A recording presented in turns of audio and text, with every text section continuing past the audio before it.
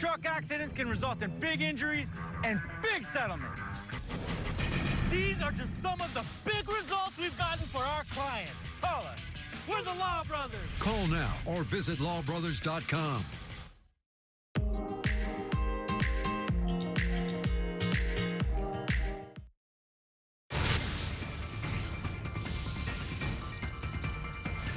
Now at noon, we're following breaking news out of Orange County where 2 people were killed inside of a home.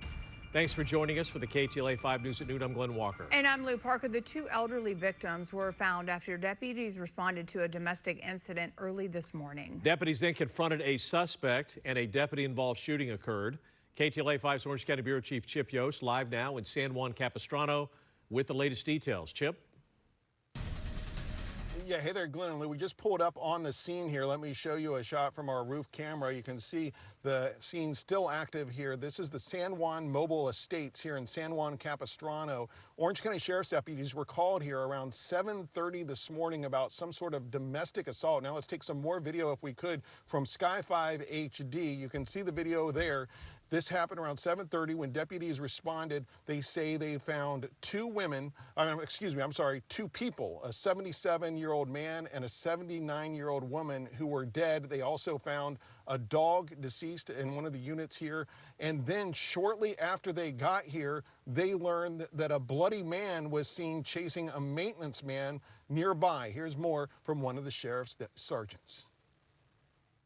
Our dispatchers updated them that there was a bloody male chasing a maintenance worker in that same neighborhood, and the deputies immediately started looking for that male. A short time later, that person was located near Calle Arroyo and a bike trail.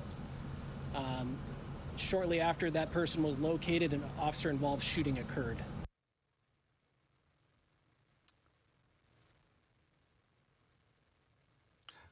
And here's another live look at the scene here. We're told that the suspect that was shot is a 41-year-old man, that he is in serious but stable condition, expected to survive. We don't know the relationship between him and the 2 people who were found dead in the home there. That's still being worked out. As you can see, investigators still on scene here. We don't have the identities of that 77-year-old man or the 79-year-old woman who were killed here, but that's still part of the investigation. For now, reporting live here in San Juan Capistrano, I'm Chip Yost, KTLA 5 News.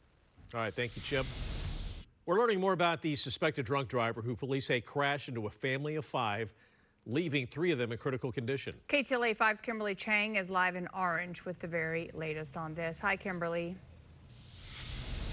Hi, we're live outside of Children's Hospital, Orange County, where 2 children are still in the pediatric intensive care unit, and their dad is at another hospital, all 3 in critical condition. Take a look at these images that were sent to us from the family. This is from the Mejia Ramirez family. The 2 children, 7-year-old Gianna and 5-year-old Jacob, and their father, Angel, are in critical condition. A total of 5 family members were struck by a car while riding bikes near their home in Garden Grove. The crash happened near Astor Street and Twin Tree Lane.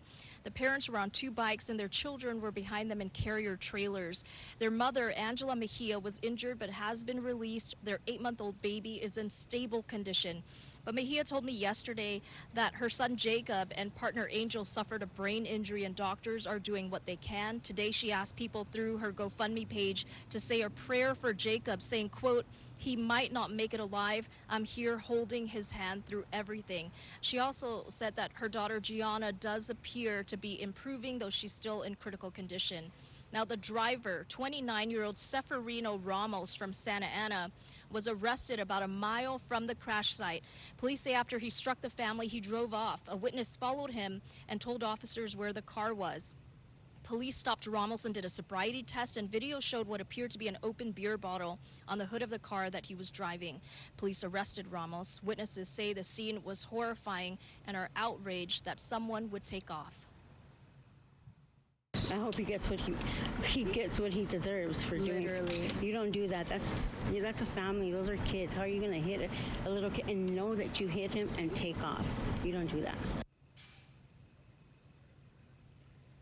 Charges are expected to be filed against Ramos at some point today. He's expected to face charges of driving under the influence and felony hit and run. For now, reporting live in Orange, Kimberly Chang, KTLA 5 News. Kimberly, thank you. Turning now to developing news, police are investigating a deadly shooting near Skid Row in downtown LA around 5:40 this morning. The LAPD says they got a call of shots fired on Crocker Street near 7th and arrived to find one adult victim dead from a gunshot wound. There's no other information on the victim or any potential suspects, and police say no one is in custody right now as homicide detectives investigate.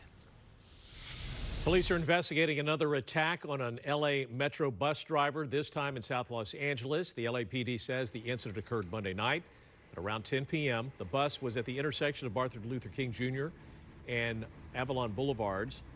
The driver told police that he asked a black woman in her 20s, who's believed to be homeless, to get off the bus. She got angry, then struck and spit on the driver before leaving the scene. The driver was not seriously hurt. Officers could not locate the suspect when they arrived. Metro issued a statement which reads, in part, bus operators are critical frontline employees whose primary responsibility is getting nearly 1 million passengers to their destinations safely each day. Passenger behavior that results in assault or impedes the safety of the operator is unacceptable. Turning to developing news, police are searching for a suspect who was seen smashing the windows of 4 businesses and a church in Canoga Park. Video surveillance shows a suspect dressed in dark pants and a black hoodie throwing a baseball bat at a storefront on Canoga Avenue near Sherman Way. This happened at 11:45 last night. Business owners say that crime isn't just about vandalism, but highlights a bigger issue in the area. It's just been happening over the years. I've been noticing like there's a big encampment down the street of homeless. This is what they do, man. They just go around, mess stuff up, and we got to pay for it. It's unclear if the suspect actually entered any of those businesses. In other news this afternoon, the battle over a neighborhood junkyard in Sun Valley is coming to a boiling point. A frustrated neighbor has had enough of the piles of trash, old vehicles, and hazardous waste that's been piling up. KTLA 5's Lauren Lister joining us now live with more on this neighborhood nightmare. Lauren. Yeah, Lou and Glenn, the family that lives here thought they were buying their dream home back in 2021, but over the years, they say their neighbor has just accumulated more and more and more hazards that they've had no help in dealing with. This is just the driveway. We can't get onto the 6-acre property yet, but you can see a number of cars and other things that are stored here. And take a look at the view from above. We did speak with the man who lives at this property today. He did not want to go on camera, but he tells us he just believes this is his stuff on his property that may be disorganized, but that he is entitled to. This is the area of the 8600 block of Latuna Canyon Road. The Environmental Protection Agency, in a 2021 report given to us by the neighbors, reported numerous hazards that they found on this site, including blocking a fire road and potential hazardous materials. The house on the property actually burned down, and the man who lives here says he stays in an RV. His mom is the owner of the property. She does not live here, but the neighbor says she was sentenced to jail time for code violations on this property, something the son didn't dispute. Still, no cleanup. Councilwoman Monica Rodriguez's office telling us in a statement today that they have engaged city departments on immediate next steps, and the mayor's office telling us in a statement this is an issue of public safety and they look forward to working with the council office to resolve it.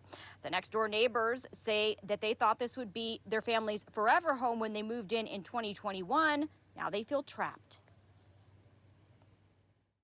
It's just really a safety issue for my family and for all of the community around, I think.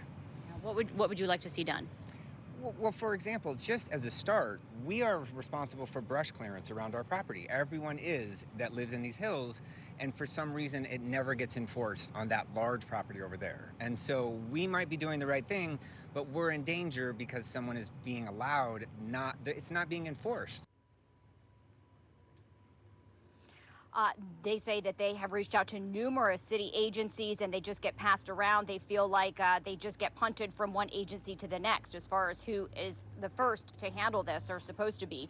You may recall this is the area the Latuna fire burned in 2017, so their concerns about fire are merited there. Okay, you're looking at some of the takeaways from that EPA report I mentioned from back in 2021. They said that they found arsenic and lead in the soil, more than 100 vehicles on the property, a burnt down home, and 2 shipping containers converted to living spaces.